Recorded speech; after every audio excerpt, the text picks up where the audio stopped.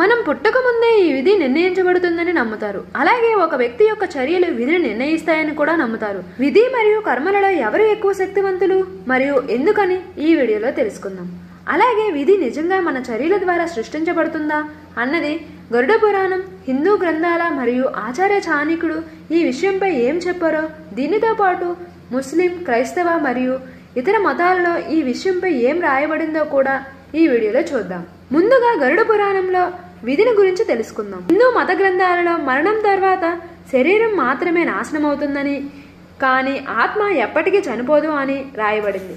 గరుడ పురాణంలో మొత్తం 84 లక్షల జన్మలలో ఉత్తమ జన్మ మానవునిదే అని చెప్పబడింది. మనిషి తన కర్మల ఆధారంగా తన మరణాంతర జీవితాన్ని పొందుతాడు అని, మరణాంతర ద్వారా మనం చేసిన మంచి చెడులు బట్టి ఏ జన్మ ఎత్తుతారో తెలుస్తుంది. గరుడ పురాణం ప్రకారం ఏ వ్యక్తి అయితే ధర్మం, వేదాలు, పురాణాలు వంటి మత గ్రంథాలు అవమానించి మరియు దేవుణ్ణి నమ్మడో అలాంటి నాస్తికులు తదుపరి జన్మలో కుక్కగా పుడతారు అని తెలపబడింది. అలాగే ఎవరైతే మిత్రులు అనే ముసుగులో ద్రోహాలు చేస్తూ ఉంటారో తదుపరి జన్మ రాబందు రూపంలో ఉంటుందని తెలిపారు. కాబట్టి గరుడ పురాణం ప్రకారం ఒక వ్యక్తి ఈ జన్మలో చేసిన కర్మల ఆధారంగా అతని తదుపరి జీవితం మరియు ఆ కొత్త జీవితంలో అతను ఎదుర్కొనే కష్టాలు ఆ వ్యక్తి పుట్టకముందే నిర్ణయించబడతాయి అని చెప్పబడింది. ఆచార్య చాణక్యుడు ప్రకారం ఒక వ్యక్తి తన పనుల ప్రకారం అతని మరణాన్ని ప్రభావితం చేయవచ్చు.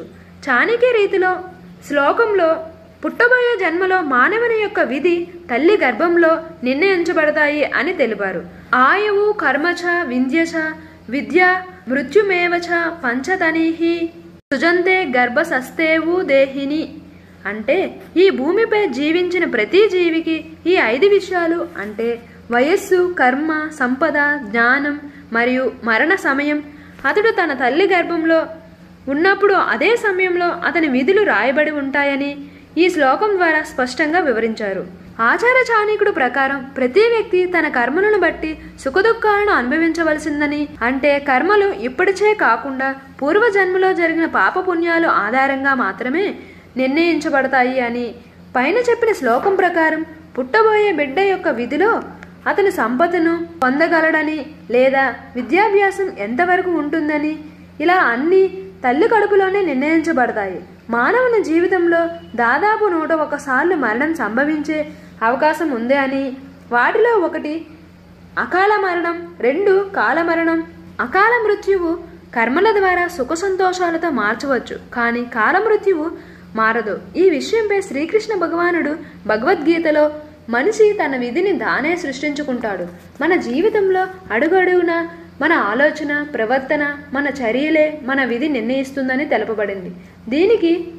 దీనికి ఉదాహరణ శ్రీకృష్ణ భగవానుడి జన్మకథ. కంసుడు బహుస్వాని ద్వారా తన మరణం గురించి తెలుసుకుని శ్రీకృష్ణుని చంపాలనుకుంటాడు. చివరికి అతని విధి ప్రకారం కంసుడు తల్లికి 8వ సంతానం అయిన శ్రీకృష్ణుడిచే చంపబడ్డాడు. ఒకవేళ కంసుడు తన విధి నుండి తప్పించుకోవడానికి అతను అధర్మాన్ని వదిలి ధర్మ మార్గంలో ముందుకు సాగి ఉంటే దేవుడు అతనికి క్షమాపణ ప్రసాదించి ఉండవచ్చు. కానీ అతను అధర్మ మార్గంలో ముందుకు సాగాడు మరియు అతను చేసిన పాపపు పనుల వల్ల అతడే మరణించాడు.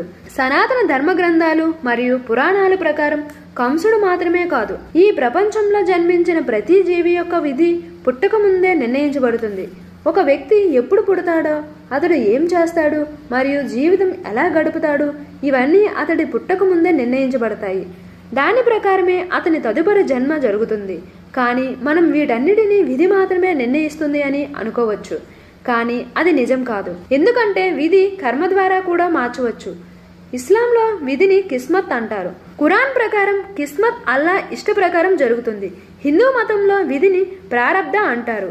అంటే మనం ప్రస్తుత జీవితం గత జన్మలలో సంచితమైన కుల లేదా ప్రతి అనుకూల కర్మల ఫలితం. పురాణాల ప్రకారం మన గత కర్మల ద్వారా నిర్ణయించబడుతుంది. విధిని ప్రస్తుతం కూడా ప్రభావితం చేస్తాయి. బైబిల్ ప్రకారం విధి కంటే కర్మ పెద్ద పాత్ర పోషిస్తుంది. దేవుడు తన ప్రజలను వారి క్రియల ప్రకారం తనతో ఉంచుకుంటాడు మరియు తన విధి కంటే తన పనులను ఎక్కువగా విశ్వసించే వ్యక్తిని ప్రతి ఇబ్బంది నుండి రక్షిస్తాడని బైబిల్ చెప్తుంది. పురాణాల ప్రకారం విధి కంటే కర్మ చాలా ముఖ్యమైనది అని చెప్పబడింది.